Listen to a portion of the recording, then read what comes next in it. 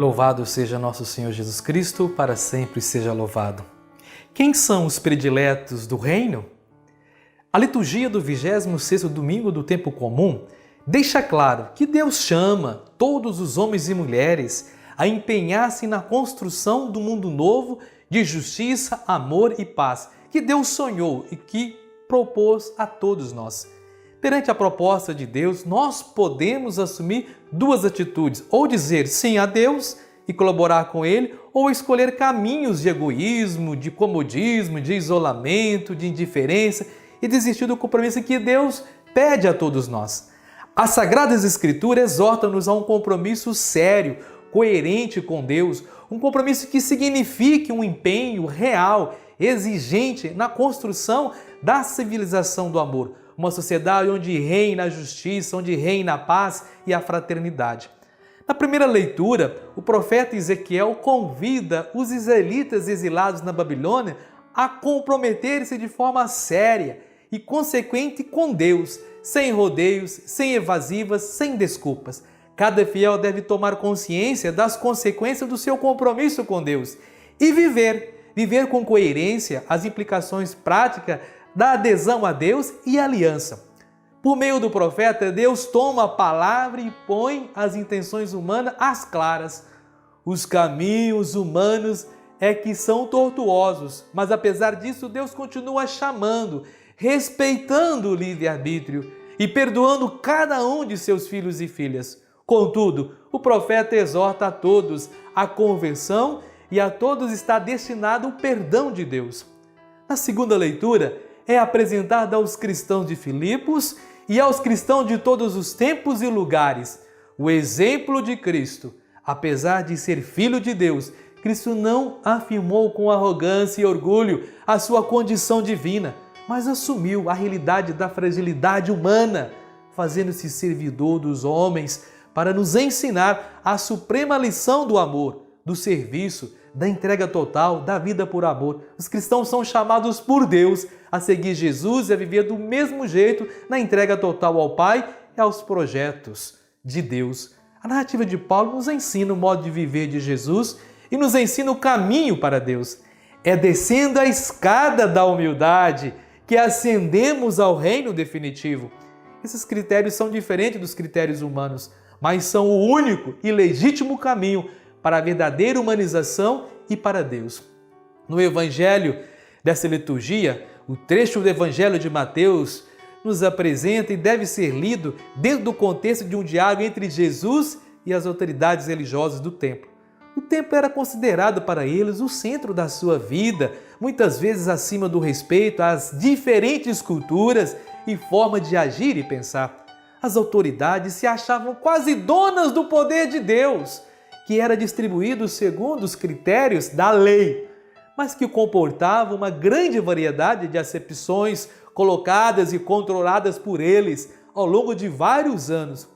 Dessa forma, considerava-se no direito de receber ou rechaçar e excluir distintas pessoas e situações que não estavam conforme a lei exigia.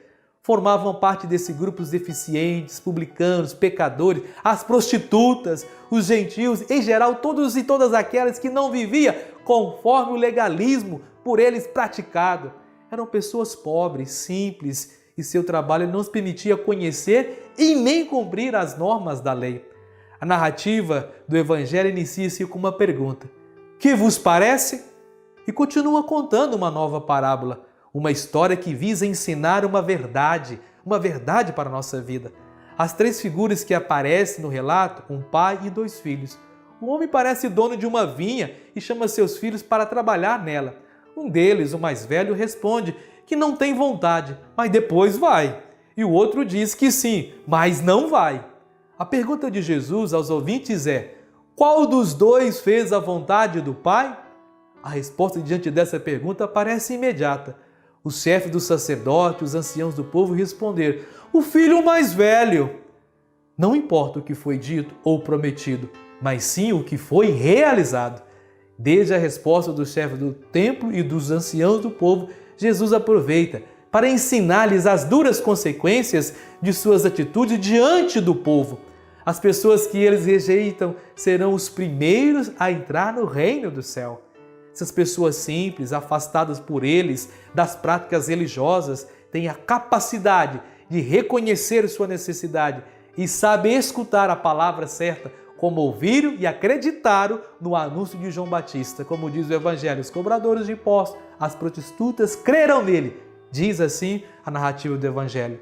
Nessa parábola, Jesus deixa bem claro que o importante não são palavras pronunciadas, mas levar uma vida de acordo, autêntica, com os planos e a vontade de Deus.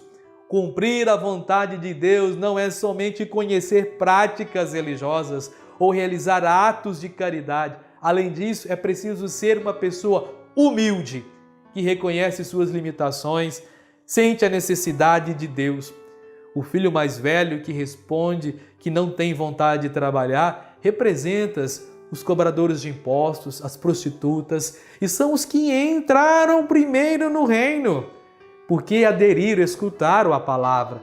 Vendo a justiça de João e ouvindo as suas palavras, os publicanos e as prostitutas se moveram, mas o sumo sacerdote e os anciãos, apesar de profissionais do acolhimento da palavra, não foram trabalhar na vinha, desprezaram a palavra anunciada por João Batista, não souberam acolher.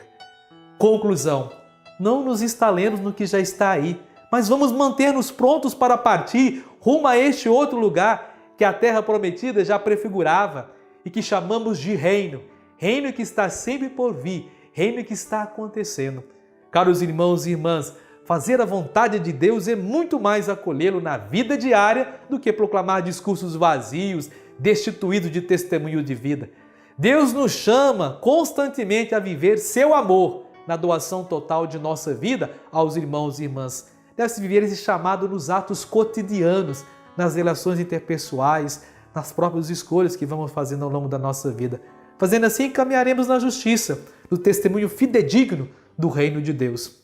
Aquele que não tem vergonha de se aproximar, de se misturar com a pobreza e a fragilidade dos seus filhos, é o Deus Santo, que mergulha e santifica toda a nossa existência. Ele se revela e recorre ao encontro daqueles que estão perdidos. Jesus assume a tal ponto a indigência e a fragilidade do ser humano, que aqueles que o encontram e o escutam reconhecem de imediato estar diante de um homem profundamente humano. Jesus entra na realidade sem discriminá-la, nem classificá-la, simplesmente acolhe tudo quanto é desprezível e aparentemente desprovido de valor. A atuação de Jesus revela-se como o abraço fraterno à realidade à sua volta.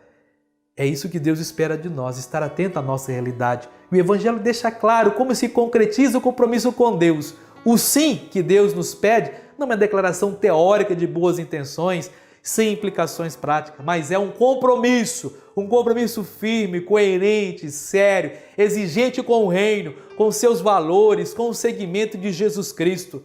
O discípulo verdadeiro não é aquele que dá boa impressão, que finge respeitar as regras, os mandamentos, que tem um comportamento irrepreensível do ponto de vista das convenções sociais e religiosas, mas é aquele que cumpre a realidade da vida, a vontade de Deus. Faz a vontade de Deus realizar na sua vida. Portanto, uma profunda experiência cristã. Repito, devemos ter uma profunda experiência cristã, um verdadeiro encontro com a pessoa de nosso Senhor Jesus Cristo. Isso nos faz virar a cabeça, dirigir o nosso olhar para as margens, para as periferias da história, da sociedade. Compromete-nos com o predileto de Deus e vivendo e realizando na prática o mandamento novo que o Senhor nos deixou. Amai. Amai-vos uns aos outros como eu vos amei. Amai. Amai-vos aos outros como eu vos amei. Convido a todos a compartilhar essa homilia com seus amigos e amigas nas redes sociais. Vamos juntos evangelizar. Inscreva no nosso canal do YouTube. Dê seu like, comente, compartilhe. Sejamos homens e mulheres do bem, comprometidos com o Evangelho de nosso Senhor Jesus Cristo.